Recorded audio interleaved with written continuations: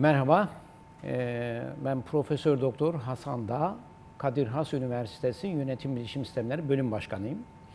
Aynı zamanda üniversitenin Ar-Ge kaynakları direktörü olarak görev yapıyorum. Bir başka şapkam daha var, ilginizi çekebilir. Siber Güvenlik ve Kritik Altyapıları Koruma Uygulama Araştırma Merkezi Müdürüyüm.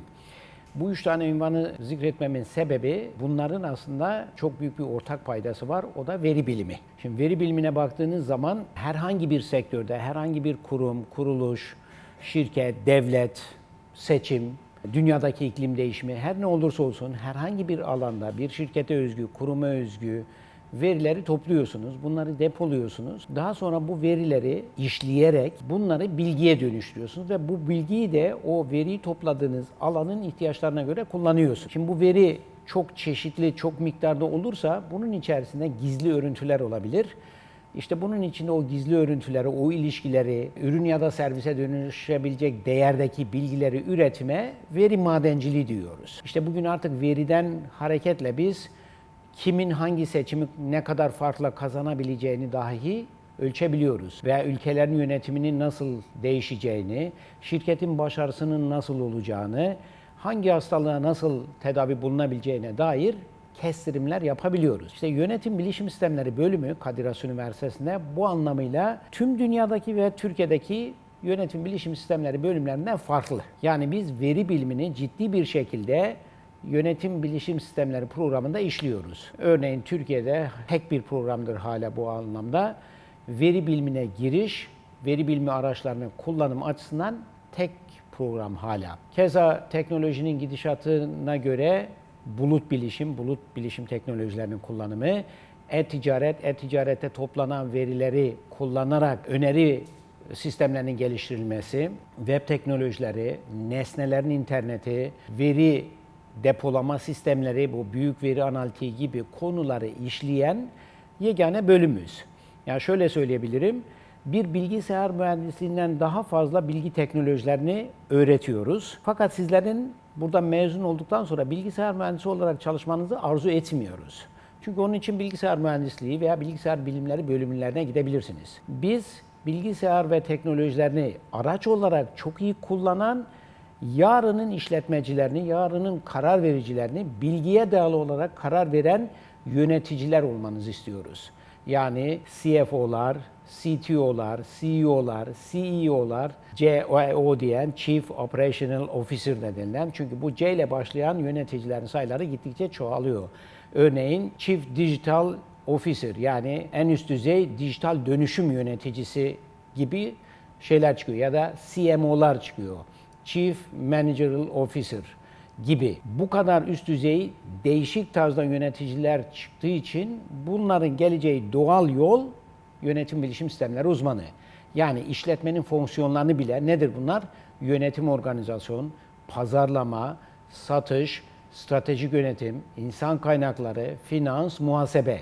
Yani işletmenin bu ana konularına hakim, bilgi teknolojilerini çok iyi bilen, her türlü programlama, veri depolama, sosyal medya, bulut bilişim, elektronik ticaret, veri madenciliği, makine öğrenmesi, iş zekası gibi konuları çok iyi bilen, verileri toplayıp veri bilimi tekniklerini uygulayarak yönetimde kullanabileceği kararlar alabilen mezunlar yetiştiriyoruz. Bu anlamda teknik yönü belki de dünyada en kuvvetli programlardan biri ve bu programı açıp bakabilirsiniz. Sadece web teknoloji uzmanı olarak işe girebilirsiniz.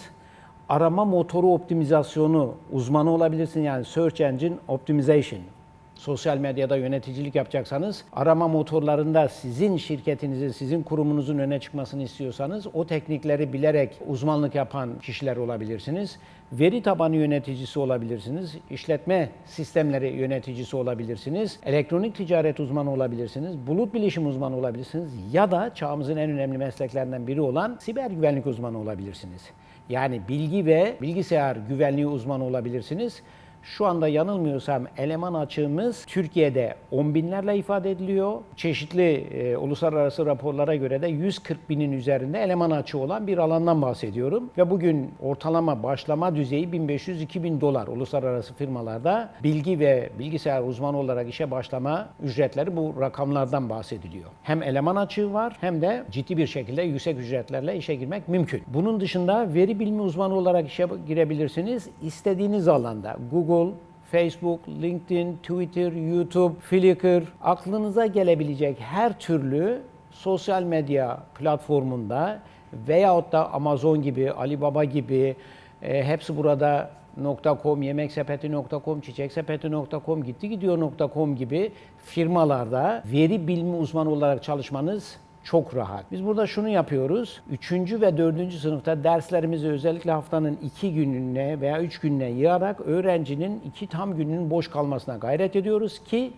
daha öğrenciyken firmalarda yarı zamanlı işe başlayabilirsiniz. Öyle olunca 4. yıl sonunda mezun olduğunuzda zaten firma sizi tanıyor, iş garantisi var.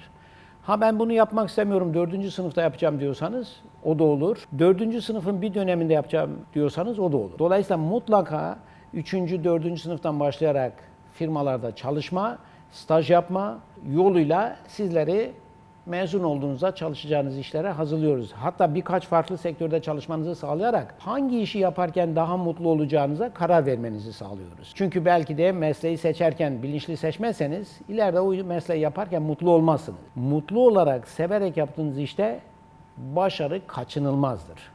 O yüzden bize gelecek arkadaşların, yönetim bilişimini tercih edecek arkadaşların çok farklı sektörlerde sağlık, seyahat, turizm, devletin her türlü sektörü, finans sektörü, bankacılık sektörü gibi alanlarda çalışma imkanı var. Hangi alanda çalışmak istiyorsanız o alana yönelme şansınız var. Çünkü asıl yetkinliğiniz veriyi toplamak, depolamak, veriden bilgi üreterek o bilgileri kurumların ihtiyaçları için kullanıyor olacaksınız. Bu uzmanlık şu anda geleceğin 30-40 yıllık aranan meslekleri arasında olacak. Sorularınız olursa rahatlıkla Kadir Has Üniversitesi Yönetim Bilişim Sistemleri bölümüne bakıp iletişim bilgilerimi bulabilirsiniz ki bu da yönetim bilişim sistemleri uzmanı olmak için aramayı, neyi aradığınızı bilerek arama yaparak aradığınız bilgiye en kısa yoldan hızlıca ulaşarak iletişiminizi sağlayabilirsiniz. Dediğim gibi Profesör Doktor Hasan da Kadir Has Üniversitesi Yönetim Bilişim Sistemleri Bölüm Başkanı. Kafanızda her ne türlü soru olursa bana gönderebilirsiniz. Seve seve yanıtlarım.